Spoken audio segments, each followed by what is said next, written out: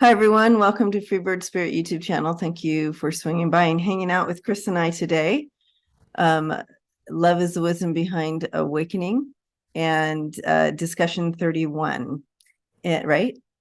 Yeah. Yes, Okay. correct. I always have to check in But on who's counting, right? who's counting. But just in case you are, it is 31. Just a shout out for those who have been a part of this discussion from the beginning, sharing in this energy with us, hugging you all.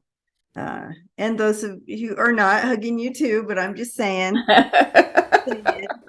um, so today, well, we're both a little fired up over the discussion today, and but it needs to be talked about. And so come along, join in, and here we go. So where to even begin? It's just so frustrating. And I go, my spirit team is taking me back to I don't even know how long ago, a long time ago, when we first started hearing about Abbott. Before then, but for me, when it really clicked in my head was when Abbott put up the restrictions in regards to keeping a list of trans people in Texas, that list. And I think we talked to Harvey Milk at that or after that, I don't remember, but Harvey Milk as well came in and just said, this is not something you turn it back to. This is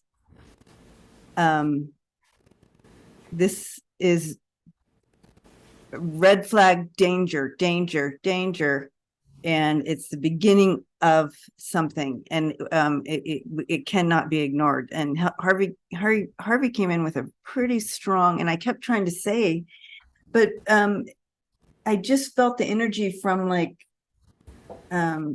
and the general energy of it was like, oh, it's just crazy Abbott. He's just no, it's not just crazy Abbott. This is a thing, and he represents a larger group of people who are bringing who are wanting to annihilate a group of people, I think. More than annihilate, yeah. It's But you know what I mean? Like it is taking over the culture completely. yeah. Turning I mean, as far as the state into something. we've seen, this is a playbook. This is the playbook. We've seen it play out before. And as the United States is watching what's going on in Europe in the 40s, 30s and 40s, and watching it play out, and then finally going in.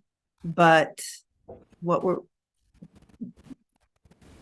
the millions and millions of people have already been killed at this point, right? Yes.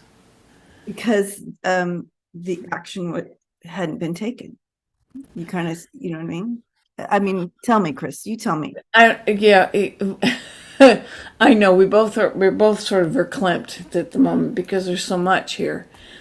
Let, let me share a couple of little quick passages, okay? Okay. In the newspaper yesterday, lurking behind efforts to roll back abortion rights, to demonize trans people, and to peel back the protections afforded to gay and queer Americans is a shadowy, well-funded, right-wing legal organization. Mm-hmm. In the name of Christianity. I'm trying to see who they said. It includes a whole group of right-wing fundamentalist Christian organizations,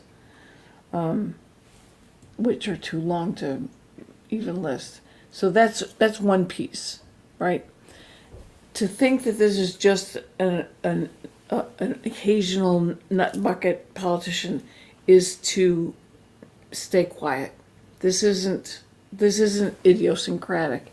This is a very concerted effort to take advantage of a moment where the Republican majority is in the House and they think that the Supreme Court is with them and they are going to take advantage of it and try and push really hard to crush all those rights.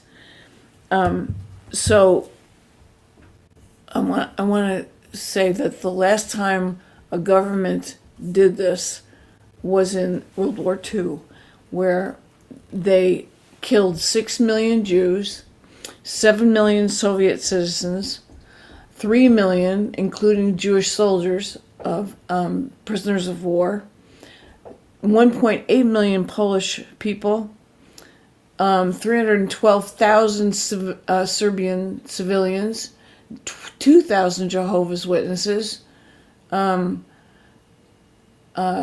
70,000 repeat criminal offenders who were in jail or in prison, and 70,000 homosexuals.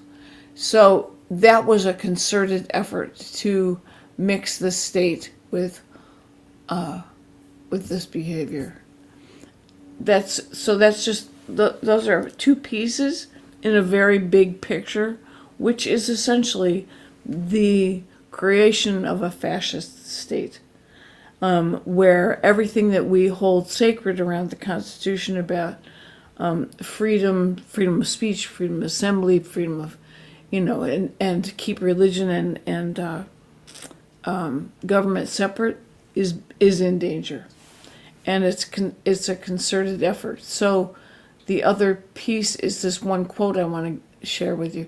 I used to teach this quote a lot because back in the day I taught a lot about the Holocaust. And I found this quote to be really powerful. It's Daniel Goldhagen, whose, I think his father was a Holocaust survivor. He said, prejudice's source is the holder of the beliefs himself, his cognitive models, and his culture. Prejudice is a manifestation of people's individual and collective search for meaning. And the thing I found powerful about that was the role of culture. That if we allow this culture to persist, its features are going to be embedded within the fabric, and it'll take on a life of its own. So we've seen that, and we've got lots of evidence about that. Yeah, I think, and when you were doing Molly Ivins last night, the thing that stood out to me was the piece about fear. That just because, maybe it wasn't you, just because you're afraid doesn't mean that you, I know what it was. It was the school board president talked about fear. That's who that was. And what people, I think that in addition to misinformation, people are afraid of difference because they're afraid of their own stuff. Correct. It's really about projection. It's really not about the other people. They don't know anybody who, chances, somebody made a quote this week about be careful who you're prejudiced about. It might be somebody you love. And a lot of gay people, for example, who have grown up in families where family members who supposedly love them, sort of like hate the sin, love the sinner kind of thing. And it's not about sin. It's about birthright. It's about we came into this life the way we are. We didn't come into this life, with a choice, just let me be this thing. So we found that out the hard way because for many years, people who were gay or lesbian were often put in psychiatric situations where they were trying to program it out of them, and it didn't work. What they found was that it didn't work. So After the why torch. didn't it work? Because you don't change nature. So some of this is just ridiculous. But at any rate, I think the real issue we want to talk about is what do we do with it? What do we do with it? And you shared with me two videos that I think were really powerful about what we're doing and how to stand up and how to be allies. Because it's multiple people. It's not just one.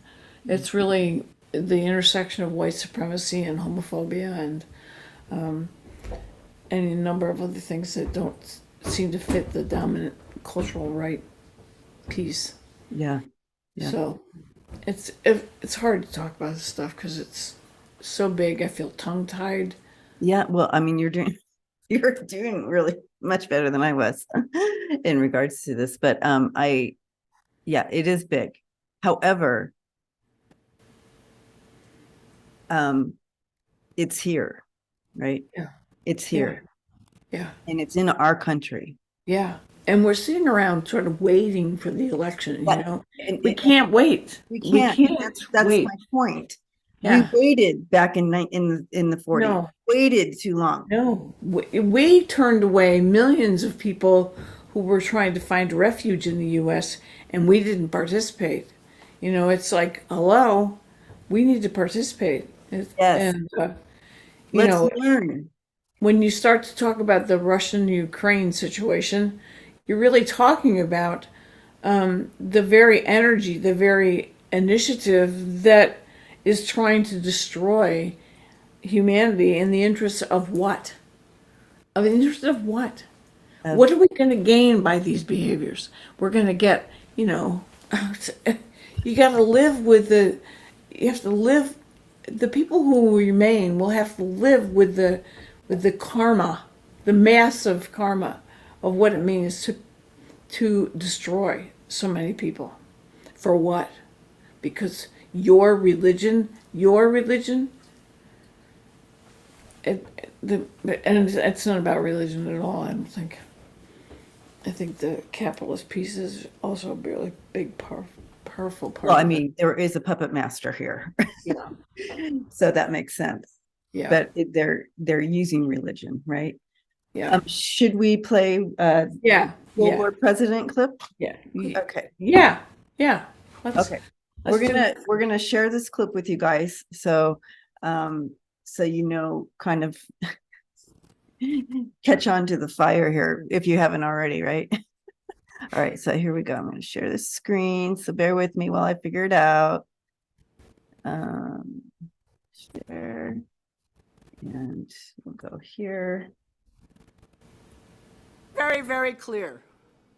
Can you hear it? Nobody has to accept me. I'm not looking for your acceptance. But you better treat me the same way you treat everybody else. That's how we live in this country. You don't have to love me. You don't have to like me. You can think I'm the devil incarnate. But you better treat me like a decent human being because that's how I treat you, even though you don't believe that I have the right to exist. I read you the entire book. It had one sentence. Families can also be two parents that are mothers and two parents that are fathers. They were told, the parents at that school, that if it was very difficult for their children to be in that room, that they didn't have to be in the room. They announced the assembly, told all the parents, if this is a problem for you, we get it. You know, I've been confronting this issue my entire life. I have been threatened. I have been harassed. I've been denied jobs because of who I am and who I love. Now, a lot of people out there I talk to, outside Sadakite, say, oh, I have a gay cousin, I have a gay nephew, I can't be homophobic. BS. BS. You can be homophobic and have a gay friend, a gay neighbor, a gay son, a gay anything. Talk to all the gay kids that get thrown out of their houses and onto the streets by parents who say, I won't have you in my house any longer. And tell me that having a gay relative means that you're not homophobic. But here's what really scares me. When you have 2 or 3 days of this kind of chaos, of people screaming at the top of their lungs outside a school that read a book with one sentence in it that said, yeah, Guess what? Families can include 2 moms and 2 dads. By the way, at the little discussion at the school after that, as soon as the book was over, one of the little girls sitting at my knees said, I have 2 mommies. But a little boy on my other side said, I have 5 grandmas. The idea that there are different kinds of families. The people screaming out at the streets, they didn't get a chance to find out about that because they made a decision based on hearsay. They made a decision based on agitators, not from their community, but from outside their community who saw an opportunity to take advantage of the real fears of people. I am very tired of having young people and adults in the LGBT community hear 3 days of yelling and screaming about this. What do you think that did to them? What do you think that did to every gay teacher, every gay custodian, every gay worker in this city, every gay kid? What do you think that did to them? It made them afraid. It made them afraid. How dare you make them afraid because you are? I'm sorry. I told you this was personal. I went through with this. My son was harassed because he had 2 mommies, but my grandchildren aren't. That's progress. But I say to all of you, nobody in this district will ever sexualize any kid for any reason, in any classroom, in any way, shape, or form. And those of you who believe that this might happen are allowed to read the curriculum materials, are invited into the assemblies with your children, are invited not to have your children go to the assemblies. I do not believe in forcing a parent to have a child attend assembly that they feel would be violating their values. That's fine with me.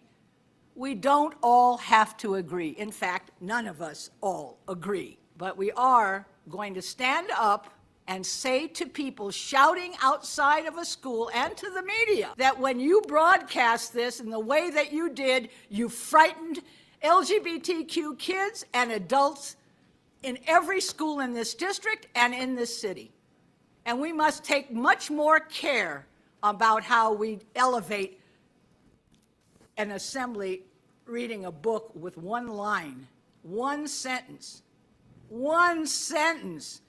that said also there are families that have 2 mommies and 2 daddies. Fear is not our friend. Love is. That was the Sermon on the Mount, and I'm Jewish and I still say it. Love one another as you would be loved. I think that's the rule we should have for absolutely everybody. But if you can't love me, at least don't bug me. Don't threaten me. Don't make me afraid. Treat me with respect. I'll treat you with respect, whether we agree or not. Thank you very much.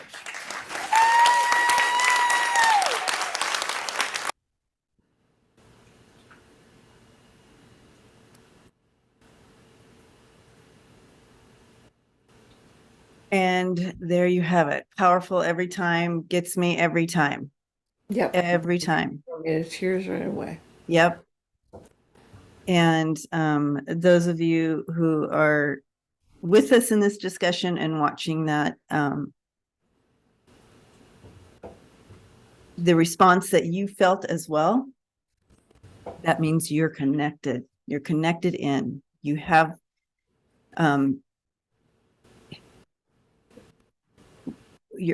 we are all connected. And when one of us is hurting, we all feel it. And that video, as far as bringing the truth, oh gosh, she did it so well. She did it really well. She did it really well. She's really brave. Yeah. Yeah. You know, the reality is that variations in how people love have existed since the beginning of time. This isn't a new phenomenon. And most of the people who we think were somehow not affected by it were gay or lesbian or bisexual or trans. What we did through the 70s and 80s was to come out, to make it visible And if anything, right now, people are going to do the same thing. She just did it in terms of being the president of the school board. But the reality is, the truth is that this variation has always existed and it always will exist. You cannot stop it. It's nature. You cannot change it. It's nature. You can't eradicate all of them and somehow it'll go away. It's nature. It's just going to be there and it's going to be variable and it's always been there and it always will be. So, Do you remember, message. you know what they're bringing in here too? Do you remember when being left-handed was like, and so they would do everything to try to retrain you to be right-handed? Right. Guys, this is Right. in that same category. That's how ridiculous. So we go, oh my gosh, how ridiculous. No, they literally thought you were of the devil. Yeah. Wait, if you take it back further. Yeah. And so if you weren't right-handed. So and we think how ridiculous. Well, it's the same thing. Yeah. Yeah. I mean, it's not the same thing. You know what I mean? I think what's more important for I'm all us fired. right now is that this person pushed back. Yes, she did. And she pushed back in a very brave, passionate, and loving way. And she used her, I mean, she had this platform and she used it, Yeah. right? And she did it very well. And she did it as someone who loves the kids. It's so clear. How dare you scare people? How dare you make people frightened just because you are? Yeah. You know, maybe you should educate yourself and you wouldn't be so frightened. And it's not just this particular group, it's also people of color. You know, the amount of violence that people of color have had to experience. You know, this one friend of mine is African American, and she said she doesn't even go in a grocery store for any length of time. And she went to a Juneteenth celebration yesterday or Sunday, and she saw two white kids with backpacks that are empty that sat down next to her, and she moved because she didn't believe that it was safe. You know, and the mall, in just the downtown mall here, had a shooting over the weekend, and you know, and then of course what happened in Buffalo, where the person went into the grocery store and shot everybody, and you know, these are white supremacist moves that are also happening along with this. This is not specific to the LGBTQ community. Exactly. No, Concerted effort to try and destroy any level of privilege among a group of non-major groups. exactly. So it's Yes, make that very clear. much. We want to make that clear. It's not Yeah. just No. very much so. Yeah. And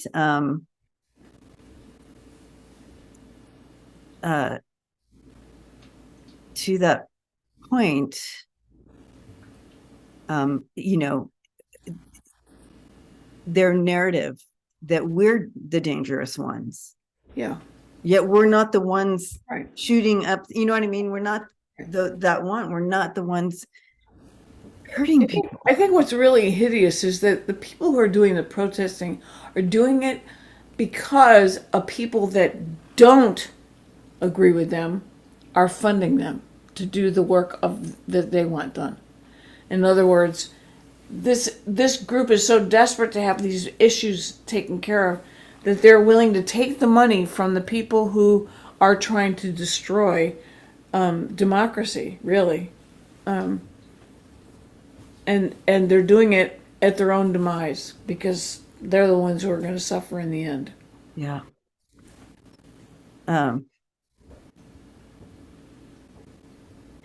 And on top of that, they're trying to take our books away. Right. Right. And what happens when you take the books away? You forget. only know as much as you are told, or as much as you can read, or you only know as much of knowledge you can take in, right? We only know that much. Of course, unless you're connected into the other side, Just knock something off my desk. Um, That's good. That's passion. Keep it going. so, that's what meditation, all those things are great for expanding our awareness and knowledge and wisdom. However, we don't, how would we even know to meditate unless someone told us we should meditate or put a word to the word meditation, right? Or we only know as much as we are told. That's why I can tell you when we transition into our fully into our soul self at some point, we're gonna go, oh my God, all of this, we're gonna know so Right. much, right? know. Right. We down here, we like this much, we're like ants, we know this much, we only know what is given to us to know. And so people have grabbed onto that and know that, right? So they start to manipulate the narrative, right? So then you have this group of folks who have this narrative going, and that's what they know. And that's what we're fighting against. And then they're taking the books away. So we don't have the history. We don't have any of that. So our kids coming up won't have any knowledge. They want that it was control the narrative. It was forbidden that slaves read. Yes, it was against the law. So what they're basically doing when they ban books is saying to us, we want you to be the same as slaves. Right. We don't want you to know anything that we don't tell you what to know. So, knowledge is power, guys, and they don't want anybody to have the power. They want to rule the world with their little. You know who's here? Who's here? Frederick Douglass. Frederick Douglass.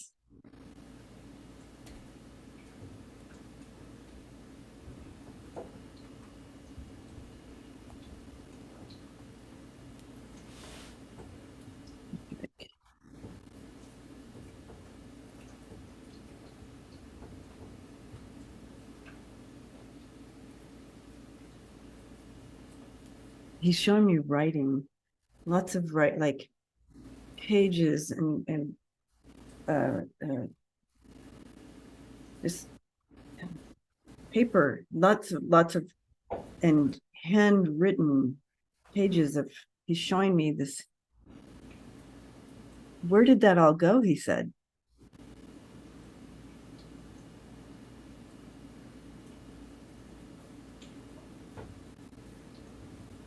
We've only been shown a portion of what he said and wrote. How very interesting. Interesting. I had no idea. Again, we only are. Well, for those who don't know who he was, he had been a former slave, and his master's wife taught him how to read against the law. He then escaped from slavery, ended up in New York City, and then joined up with, I'm sorry if I'm shrinking this,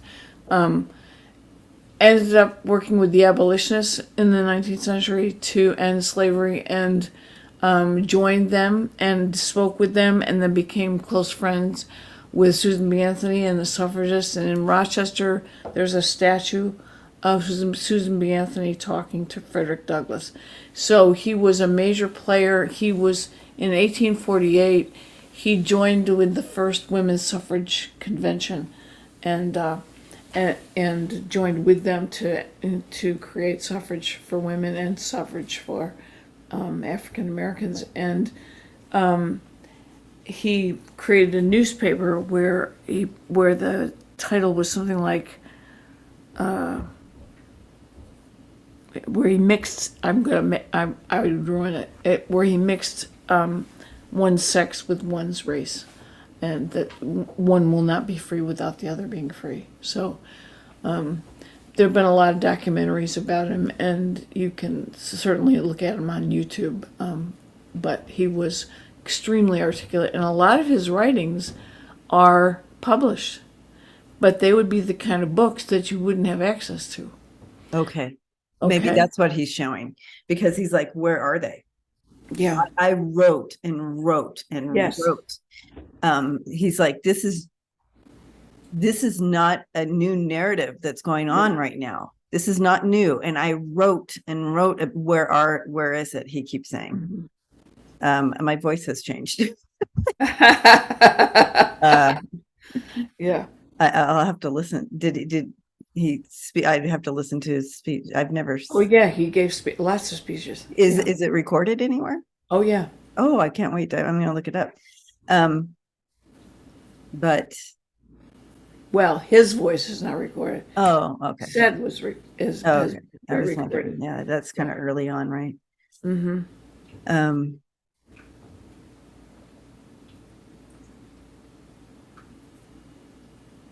yeah, he takes us back to you're only as strong as your weakest, right? So it's like we need to unite again, like that example that you shared of him. He definitely, I sense that he really saw the power of uniting. So he united with the suffragettes. He saw that the power of that working together. Mm-hmm. And he said, that is not new narrative, guys. He said, this is not new. This concept of coming together and working together. Separate, literally, you get nothing done separate. It means something, but it doesn't. If you want true change, you must come together. You must come together, and you must use your voice. This is not a time to be passive. Yes, there's some of you who are meant to be in the back rooms praying and moving that energy, as you say. But there's also those of you who need to not to get on those lines, to get out there.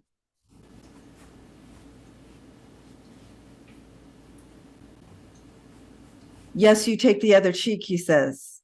However, and he's hi. They're all here. They're all here. Is that what you said? Martin Luther King. Yes, you need to turn the other cheek. However, Martin Luther King is saying, was I quiet? Was I silent? No. No. I was not silent. No. But when it came down to violence, yes. But I was not silent. Mm-hmm.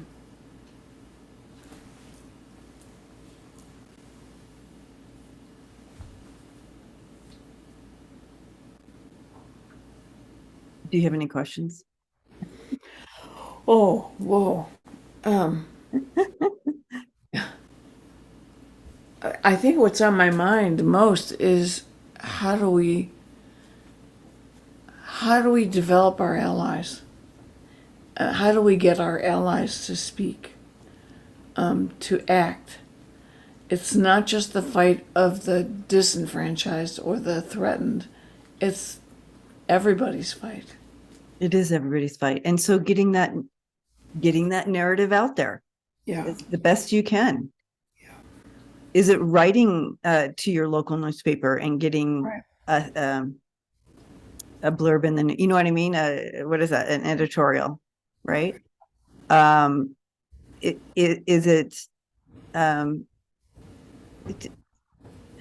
Is it getting on your Nextdoor app and wherever you have the voice to say the narrative? Because the longer we go, well, they're under that. Well,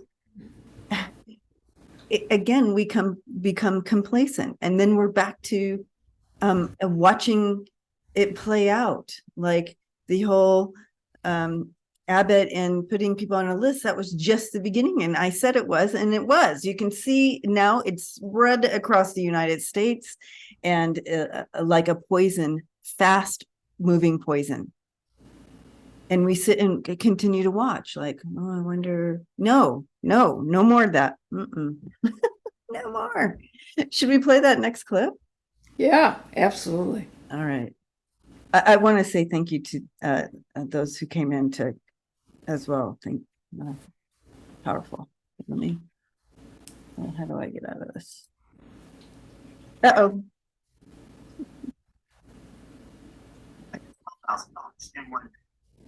Okay. This. And okay. Share. Bear with me, guys. Here we go. Okay. And where's my? Where are the rest of you? Oh, that's the end of it. Oh.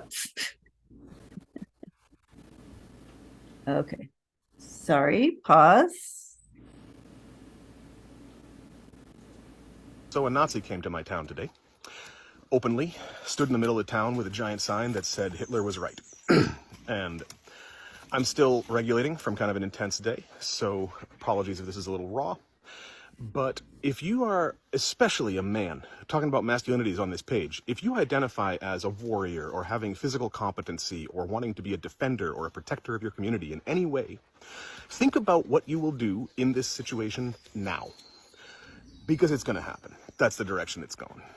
Not if, when. I recommend Karl Popper as a starting point. He's a philosopher from the 1940s who coined the term the paradox of tolerance, in which he says that if we want to have a tolerant society, if we want to have a safe civil society, the one thing we cannot tolerate is intolerance, because intolerance is a cancer. It's a vicious little mold that grows and spreads and keeps cropping up. And if you allow intolerance in the public space, then it poisons your tolerant society and destroys it. So what this means is Nazi rhetoric, Nazi presentation must be actively excluded from the public discourse for all of our safety, but especially the safety of the most marginalized in our communities. And if you identify as a protector or a defender as a man, and you are not actively shutting down Nazi discourse in your community, then it's all just window dressing. You are frankly just making yourself feel better and boosting your own ego. So think about it now. When a Nazi shows up in your town, what are you going to do? What I did was make a giant sign that said, the only good Nazi is a dead Nazi. And immediately broke speeding laws getting into town and stood directly in front of his giant Nazi sign with my back to him. And he immediately became escalated. And I explained to him that he was not welcome in this town, that I'd grown up here, that this town was protected and safe, and he was not welcome, and that we wanted him dead, and that we wanted him gone. And I did not explain this calmly. I explained this in a very escalated, aggressive state. Intentionally. That was tactical. I wanted him to feel threatened and to feel excluded and shut out of the space. This is the polar opposite of the tactics that I undertake on this video all the time. So you have not seen this side of me. When I got there, a whole bunch of people were just standing around him, crying, processing. Some Jewish people were there, some people of color were there, and all of them held more marginalized identities than I do, and I believe in a diversity of tactics, so I'm grateful to them for showing their tears publicly. That's a service. And with my identities and my beliefs, I was not there to cry or talk to that man. I was there to get him out of my town.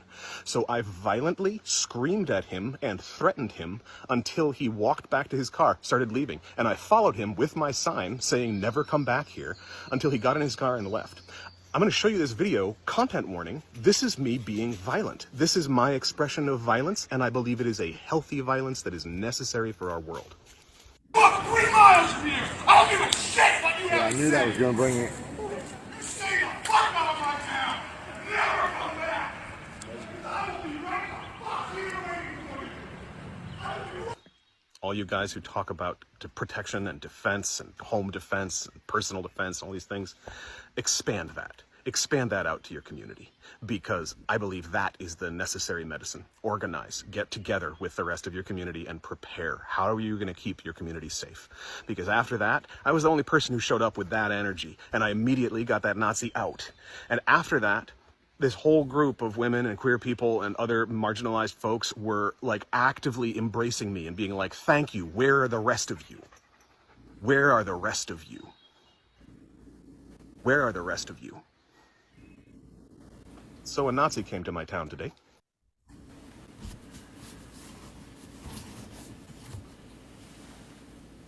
And there you have it. Where are the rest of us?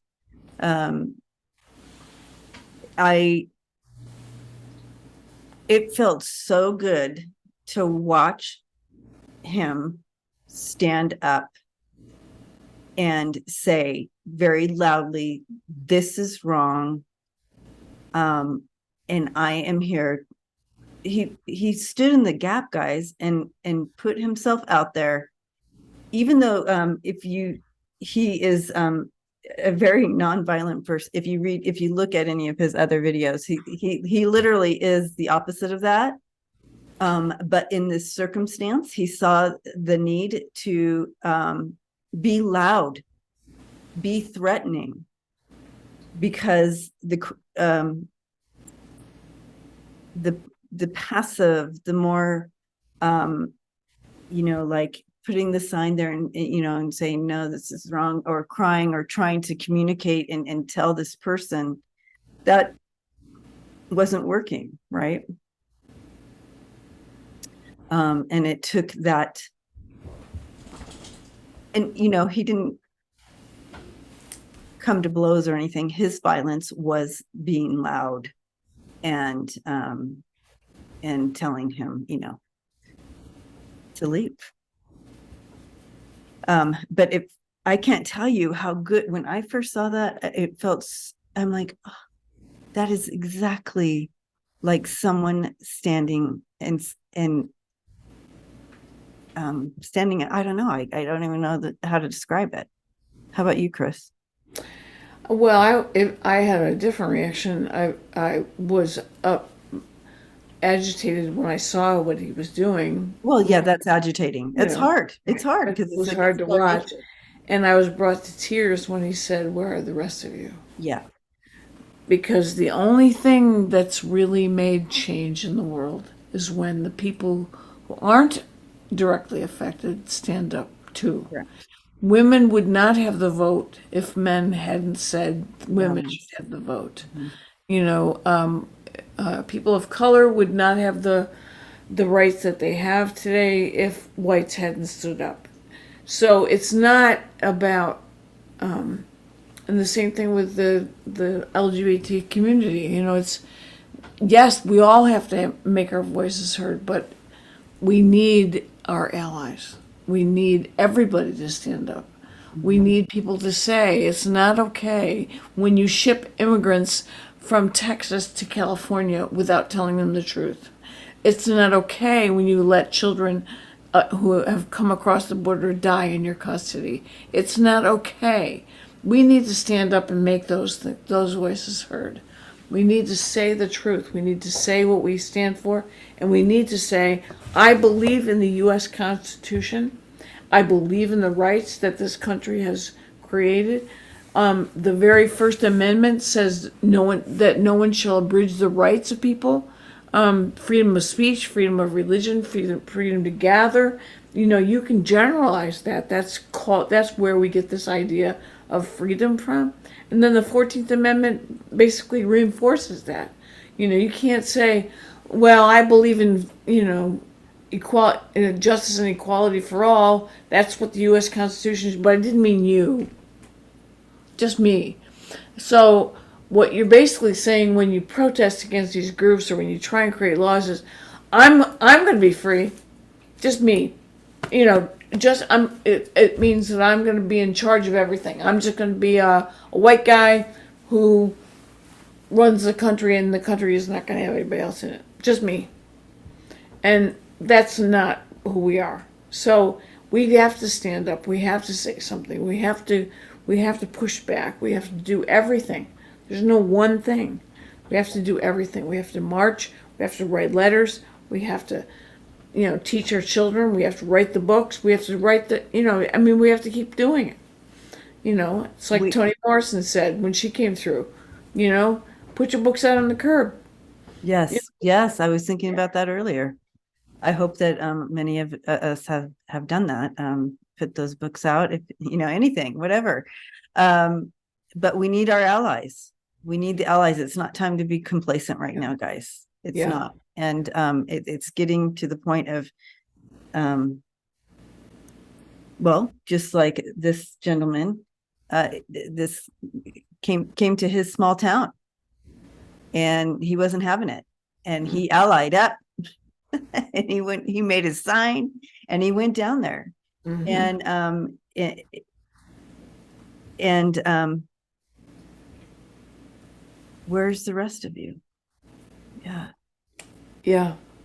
And let's not wait till it's too late. Let's not wait till it's too late. We've seen what happens when that happens.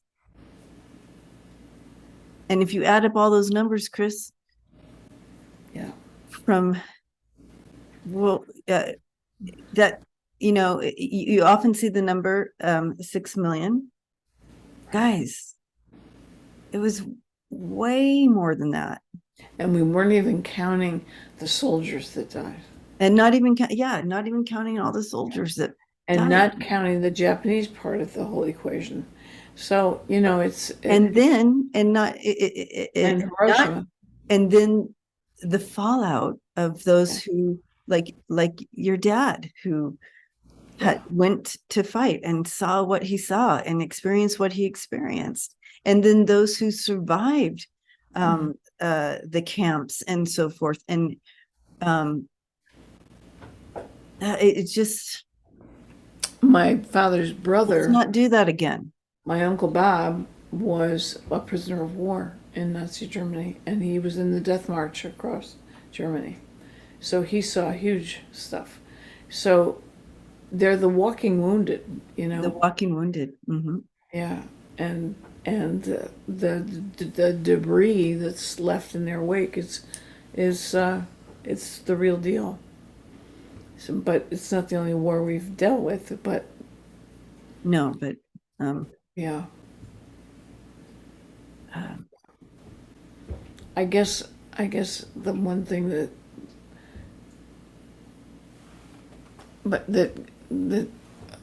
I really feel strongly about is that we cannot just be patient and wait for the election. that's right. That's right. And so Just we can't keep thinking, be oh, well, quiet and say, "Oh, well, I'm just going to listen to shows that make me feel better." It's not about you anymore.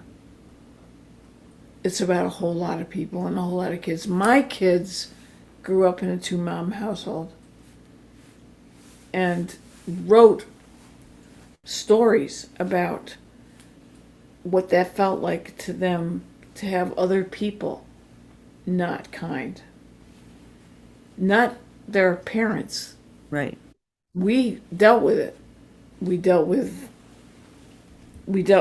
our situation, and we made sure that they had a good relationship with their father. So, and we knew a lot of people who were going through that because it was about love, and it was about the well-being of the children. And so when this school board president makes her speech, she's talking from that history, where she had two, where her kids had 2 moms and her grandkids have multiple. And, when you start to add up the numbers of families that are broken up, right, where they have multiple grandmothers, that kind of thing, it doesn't matter what your sexuality is. The reality is that we don't live forever anymore, I mean, or they didn't. When Ronald Reagan went on a speech thing where he kept saying that that kids should go back and live with their parents and that marriages should stay together forever, blah blah blah. And the reality was the generations that he was talking out of, they didn't live past 50. So sure, it's easier to stay together when you only have 50 years on the planet. But today, now people live for a very long time. Right. And so you're going to see multiples. You're going to see multiple families. And some people will live and some people won't live, and some people will divorce and so on. So it's, yeah. And and we're going to be living longer and longer as we move forward. Yeah. Yeah. So, Presumably. Isn't there with there in the process? well, I just want to say to the family here watching, thank you for being with us today.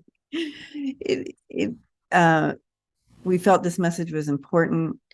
And we want to thank you for being an ally and doing what you can do. We know that if you're listening to this, that you are an ally or part of the marginal groups that are learning to connect in and work together.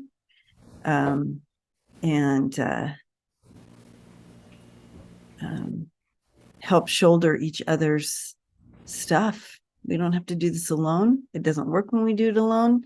We have to do it together, guys, and find our voice, however that will work for you. Again, I'm seeing people writing editorials. I'm seeing people getting on their Facebook platform, on their Instagram platform, on their I keep seeing the penny saver. Is that even a thing anymore? No, it is a thing, but it's been taken over by right-wing media. Oh, so they probably wouldn't let you put your thing in there. No. So whatever it is, if it's the little local newspaper, whatever, let's start speaking out and bringing in this narrative, combating this old reused narrative that does not work, is a lie, and is meant to hold people prisoner, and basically enslaved, like you were saying, Chrys. Right? Yeah, I want to say that prior to the 70s, there were no books about people of color. There were no books about women. There were no books about American history. There were no stories about ancient archaeology. There were no books about gay culture or LGBTQ issues. There was no women's health stuff. There was nothing. We fought really, really hard to get those knowledges out into the mainstream. And during the time that I was in graduate school in the 80s, those books were published, that research was done, those departments were created, women's studies programs, African American studies programs, Latino studies programs. They were all created. There was lots of effort made to try and get the knowledges out. Our Bodies, Ourselves was published. Women started to learn about their health care. Well, you remember Judy Blume? Yeah, right. Like exactly. That was so popular because there was nothing. That's that was right. the first time anybody was like, oh, That's right. It was a time, and we fought very, very hard to get the stuff out, and it's now out, and it's out, and it's old news now. yeah, But now, as people get complacent about it because it's out there, right. they have a foothold. They can try and fight, Yeah. and they can try and squelch it. Yep. Unfortunate for them is that it's out now.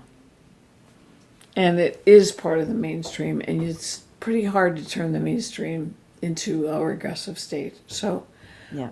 so that's working against them, but they'll try, and they'll hurt a lot of people in the process. So do you have any last words not last words, but any ending, any ending words? She's burying me already. Any ending words for today's broadcast? Susan B. Anthony said, failure is impossible. Failure is impossible. And There you go. she and Frederick Douglass were close friends. Oh, I like that. Failure is impossible. All right. Thank you, Chrys, for another enlightening discussion. Well, it's a little on the depressing side, but the truth is, That's okay. Depressing It's all is right. Yeah. okay. We need to Mm-hmm. feel this, take it in and create it into a fire within us, right? And ask yourself if you are uncomfortable with people being different than you and Mm. what it says about you, not about them. And it's okay. If something if You something's greet. triggered, it's like it's okay. And take a look at it, take note, figure it out, and go and you can release it or whatever, right? Yeah, I heard a story this morning from my physical therapist who said that she has a client who is in bad need of help. He can't move around the house much and he's needs some help. He encountered someone who was unhoused and he said to him, "How about if we strike a deal? I'll let you live in my shed and you take care of me." Wow. So they did. Wow. Yeah. And the physical therapist said to me, "So why is he living in a shed?" I said, "Hey, It's probably a nice sheds, shed. Have you seen the sheds these days? They're like a yeah, little home in you there, know, a shed, what you call a shed, you might call a house, right? but you take what the gesture is extraordinary, and we need to do that more. There are a lot of people who we think of as different from us, a lot of people we feel uncomfortable with, and it doesn't matter if they fit into the categories that the news is all about right now. It could be anything. So we need Right. to look at ourselves first, not look at them 1st. Mhm. And I am you, Yeah, and we are one. and we are one. Yep. And if you can show that hat again. Oh, this hat here? Yeah, I'm gonna look very butch. And I especially look very period. butch if I do it this way. Oh, there you go. Free There bird you go. spirit. Very spirit on my forehead, on my head. There you go.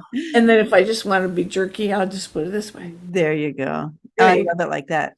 But love, period. Love. That's it. Just love. Love, period. I think that the reality is way back, one of the sessions we did, I think it was when Mata was in, about the frequency of love. We don't really understand yet. Right. No, it's We're not there yet. we're And that getting we're so caught up in these battles, which are battles for love, battles. love and Love. acceptance, right? And kindness. I mean, it's just, what kind of world do you want to live in? What kind of world do you want to live? Do you want to live in a world where somebody says to you, gay people are going to annihilate your kids? No, they're not. They never have. It's like, what planet are you living on? Oh my It's like, when are you going to stop listening to people fill your head up with conspiracies? yeah. Search out the truth, live in love, and one day maybe we'll get there. But Yep. we've got a lot to learn about it yet. And we are. If you're here listening to this, we want to learn, right? We want to grow, we want to learn. Anyways, blessings, everyone. We are hugging you again. Thank you for being with us this discussion, and we will see you all next time. Love you. Love you.